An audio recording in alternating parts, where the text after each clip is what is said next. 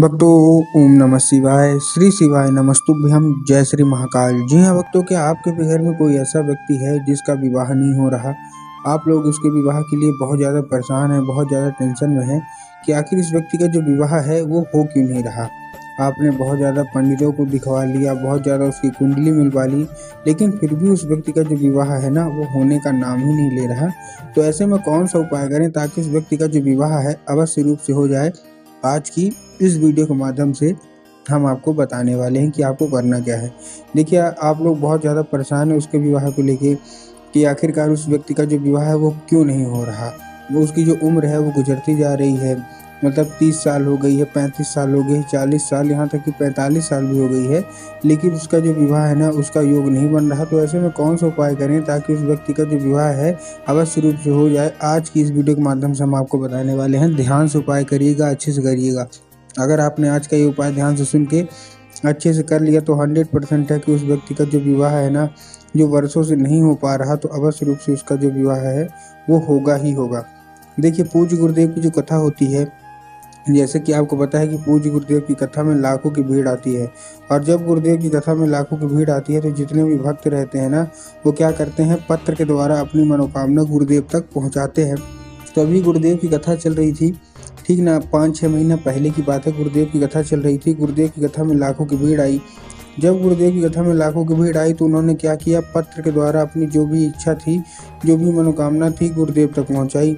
जब गुरुदेव के पास पत्र पहुंचा, गुरुदेव ने पत्र पढ़ा तो उन्होंने देखा कि बहुत सारे लोगों की केवल और केवल एक ही मनोकामना है। क्या है कि गुरुदेव जो मतलब माता पिता थे ना, उनका केवल और केवल एक ही प्रश्न है कि गुरुदेव, हमारे घर का जो बच्चा है इसका विवाह नहीं हो पा रहा, कृपया करके कोई उपाय बता दें ताकि इस बच्चे का हमारा विवाह हो जाए। जब गुरुदेव ने देखा कि विवाह में अड़चने आ रही हैं, तब गुरुदेव ने 2 से 3 उपाय बताए और कहा, केवल और केवल ये उपाय कर लेना, तुम्हारे घर का जो भी सदस्य है जिसका विवाह नहीं हो पा रहा, अवश्य रूप से उसका जो विवाह है ना वो होगा ही होगा। जब गुरुदेव ने ये उपाय बताया तो लोगों ने जा जाके इस उपाय को अपने घर में किया। अब जैसे ही लोगों ने जा जाके इस उपाय को अपने घर में किया, मात्र 1 से 1.5 महीने के बाद वो गुरुदेव की कथा में वापस आ गए। जब वो गुरुदेव की कथा में वापस आए तो उन्होंने फिर से गुरुदेव को पत्र लिखा, लेकिन ये वाला जो पत्र था ये गुरुदेव को धन्यवाद के रूप में पत्र था कि गुरुदेव धन्य हो आपका, आपके द्वारा बताया गया उपाय हमने कर लिया है। हमारी जो भी इच्छा थी, जो भी मनोकामना थी, जो कि अभी तक पूरी नहीं हो पा रही थी, वो अब पूरी हो गई है। जिस व्यक्ति का रिश्ता बहुत दिन से हम लोग वेट कर रहे थे कि पूरा हो जाए, पक्का हो जाए, नहीं हो पा रहा, तो उस व्यक्ति का जो रिश्ता है पक्का हो गया है। आपका कोटि कोटि धन्यवाद।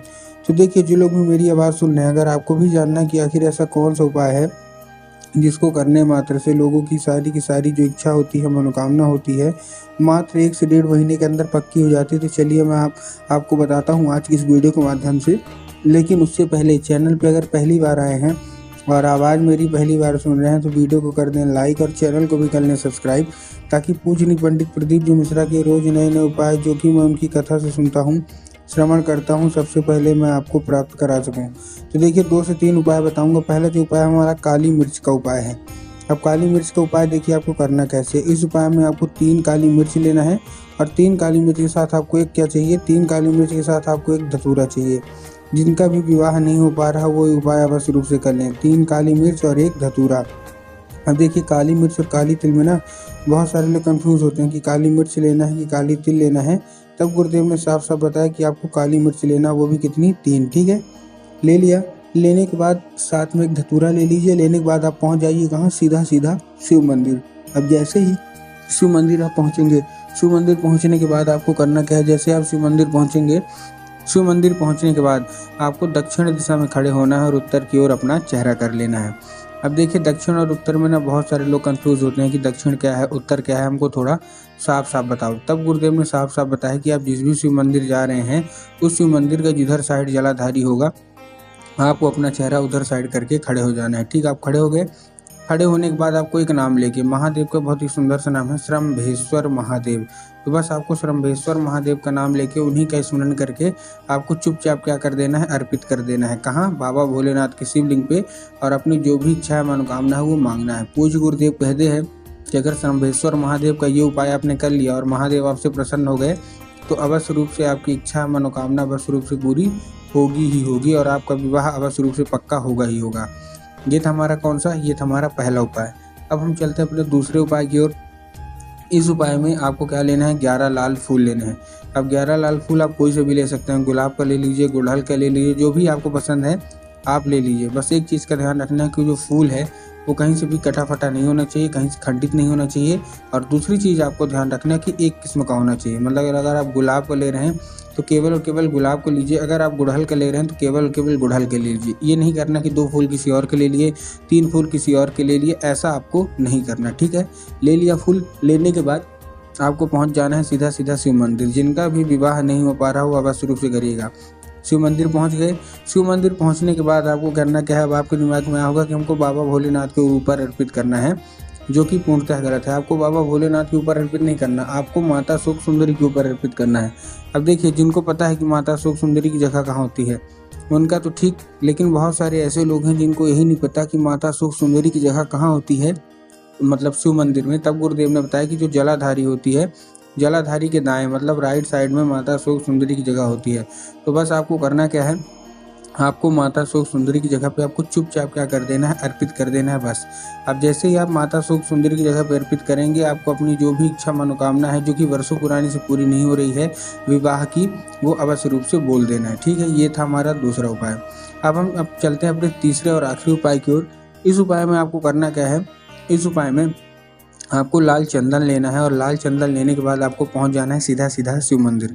अब आपको बिंदी के रूप में लगाना है लाल चंदन।